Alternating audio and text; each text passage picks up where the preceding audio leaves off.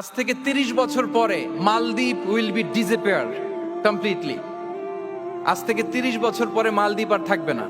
Entire country ওরা কোথায় shift করবে, ল্যান্ড খুঁজতেছে।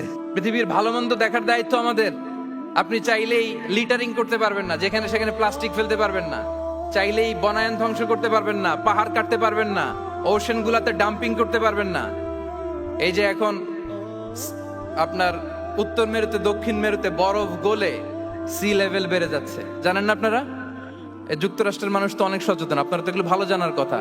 এই যে ক্লাইমেট চেঞ্জের কথা আমরা বলি, জলবায়ু পরিবর্তনের ব্যাপারে পৃথিবীর মোড়লরা তারা হয়রান পেরেশান, কি করবে? সাগরের পানি বেড়ে যাচ্ছে, পৃথিবীর তাপমাত্রা বেড়ে যাচ্ছে। আজ থেকে 30 বছর পরে মালদ্বীপ আর থাকবে না।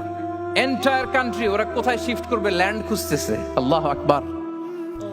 তাহলে এটা আমাদের দায়িত্ব। আমরা চাইলেই পৃথিবীর তাপমাত্রাকে উষ্ণ বানাতে পারি না, চাইলেই বন ধ্বংস করে দিতে পারি না, চাইলেই পৃথিবীর পরিবেশ নষ্ট করতে পারি না। It's our responsibility to keep this planet inhabitable.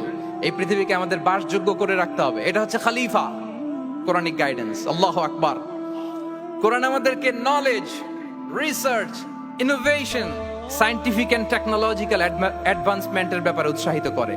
ইকরা বিসমি রাব্বিকাল্লাযী খালাক, read in the name of your lord who has created. পড়ো তোমার প্রভুর নামে যিনি শিখিয়েছেন। পড়ো বলতে শুধু ওই পড়া না, আপনি গবেষণা করবেন, আপনি ইনোভেশন করবেন।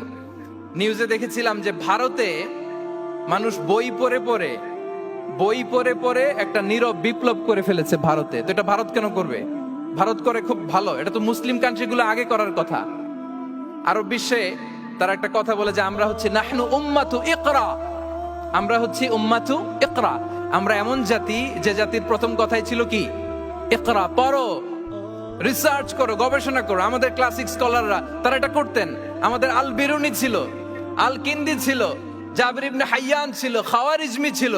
তারা গোটা বিশ্বকে চ্যালেঞ্জ করেছেন, তারা দেখিয়ে গিয়েছেন। এখন এটা এই নলেজ ট্রান্সফার করে ওয়েস্টের কাছে এসেছে, খুব ভালো। আবার আমাদের কাছে যাবে, আমরা শেয়ার করবো এটা।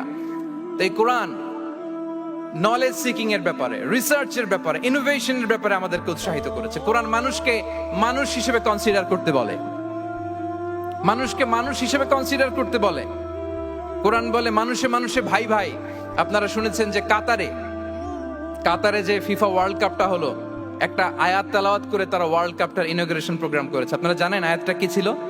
হ্যাঁ, ইয়া আইয়ুহান নাসু ইন্না খালাকনাকুম মিন যাকারিন ওয়া উনসা ওয়া জাআলনাকুম শুউবান ওয়া খাবাইলা লিতাআরাফু। সুবহানাল্লাহ, কত পাওয়ারফুল মেসেজ।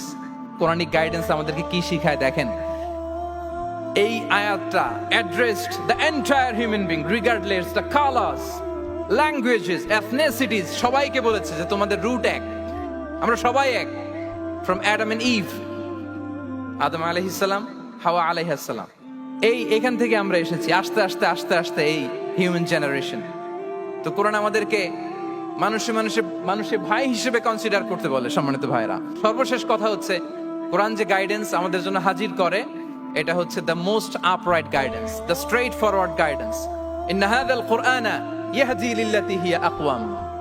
এটা যে পথ দেখায়, এটা সিরাতুল মুস্তাকিম, এটা দ্য মোস্ট আপরাইট পাথ, এটা স্ট্রেইট ফরওয়ার্ড পাথ। আমরা যেন সেই সিরাতুল মুস্তাকিমের পথে থাকি, আমরা যেন কোরআনের সাথে নিজেদের সম্পর্ককে আরো মজবুত করি।